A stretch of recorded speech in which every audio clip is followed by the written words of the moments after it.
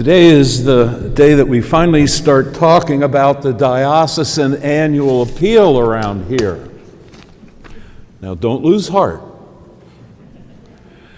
I'm going to take a moment to talk about the name Diocesan Annual Appeal. Because the word diocese or diocesan can mean different things. For many people, we hear the word diocese or diocesan. We think of the bishop, good man. Or we think of some diocesan offices that tell us that we have to do better at insurance prevention or whatever. And when we hear Diocesan Annual Appeal, we might be tempted to think about all these offices over on Main Street. But there's a different meaning for the word diocesan. Each month in Cumberland, Kentucky, Father Terrence De Silva and a group of dedicated volunteers opened the doors of St. Stephen Resurrection Food Pantry to serve nearly 300 families. These are our neighbors, parents, children, and seniors who count on the pantry for nutritious food, a warm smile, and the assurance that they are not forgotten. This vital outreach is possible because of generous participants like you. The Diocesan Annual Appeal helps fund this mission, ensuring that families facing hunger in the mountains of Appalachia receive the care and compassion they deserve. That's what the word diocesan means. Every time we use it, it means St. Stephen in Cumberland. Who's been to Cumberland? Raise your hand. All right. We are part of St. Stephen, Cumberland, because we are part of our diocese together, just as our visitors are part of Pax Christi tonight. Because I was on vacation in September is the reason why we're doing the Diocesan Annual Appeal later than most parishes. So you should be well prepared by now. I got this edition of Crossroads, the Diocesan Monthly, in the mail just yesterday, honestly. I don't think they held it out back for me so that I'd get it the day before we were doing our annual appeal. We should all have gotten this. One in Christ is the cover. And there are all kinds of stories in here from throughout the diocese. And what I discovered yesterday, not one picture of Bishop John in here. It's not about Bishop John, and it's not about any of the offices over on Leestown Road. But it is pictures and stories of people all throughout the diocese doing ministry throughout eastern Kentucky. How many of you remember Sister Amy's visit of a couple months ago?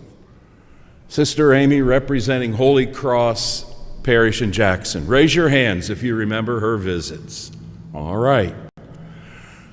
Were we charmed by her? Raise your hand. Yes. And we've had a group that have gone down already to meet that parish And a group of 3 men went a second time to finish a project that she had hoped to get done.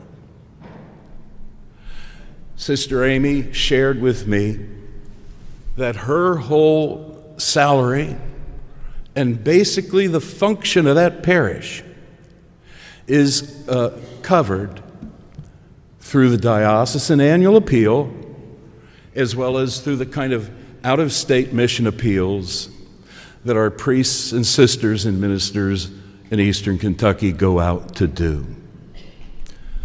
That's the diocese that we're talking about when we talk about Diocesan Annual Appeal.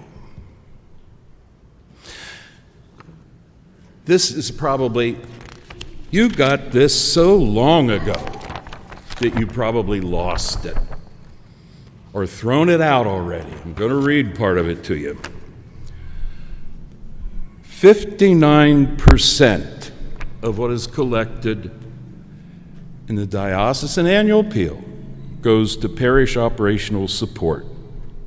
In other words, Sister Amy, Holy Cross, St. Stephen, pastored by Father Terrence, and so many other places like it. 23 goes to Catholic charities and community outreach.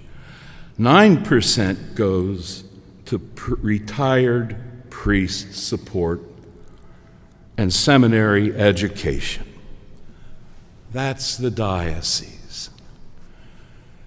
And we are invited to join in the mission of Father Terrence and in the mission of Sister Amy.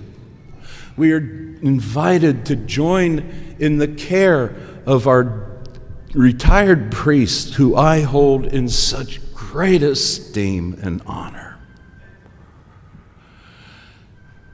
So that's what we're called to do. That's what we're called to accomplish when we're called to support the Diocesan Annual Appeal. Now, when you got this, you got a pledge card. And I'll bet some of you have already filled it out and sent it in. I'm not going to ask you to raise your hand if you have. Some of you have already done it electronically by going to our website or the diocese's website. Wonderful. But next week, at all 3 Masses, we're going to take the time to get caught up. So next week there will be a pledge. There will be pledge cards in the pews, and I will ask you to take it in hand, and I will ask you to go through it along with me and make your commitment. 2 things to that, please. 2 things. 1, of course, be as generous as you can. Secondly, I keep saying this every year, and it keeps not getting through. So I'm going to say it again tonight, forcefully.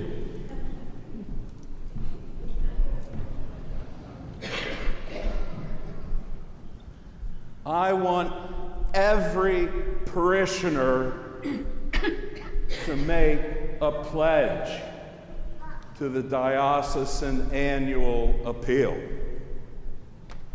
Is any parishioner here didn't hear that?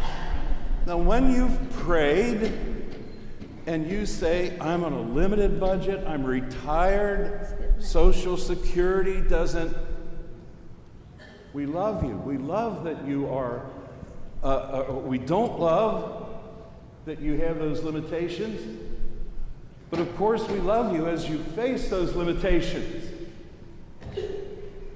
I'll tell you what, if you need to, I'll give you $5 to put in the envelope and fill it out, because we want you to be a part of the mission through your commitment. So when we think of either being as generous as we can, but we also recognize people's limitations, if we do one or the other or both, there's no reason for any parishioner who's paying attention to not be able to join in this mission. And so I really hope you will. To honor Father Terrence, to honor Sister Amy, to honor our retired priests. All right. Jesus says, where is it? Where did he say it? If you had faith the size of a mustard seed, you could say to this mulberry bush, be uprooted and cast into the sea. All right, today, we'd call that being a disruptor, wouldn't we? Not a disruptor in terms of, somebody that's going to break down a whole industry so that they can add another $10 billion to the $20 billion they already have. A different kind of a disruptor. The kind of disruptor who through faith breaks down the barriers that keep poverty going so persistently in eastern Kentucky. The kind of disruption that will help protect those communities that have been through tragic floods and storms. We can disrupt all that through little churches and brave, faithful people serving the people of eastern Kentucky.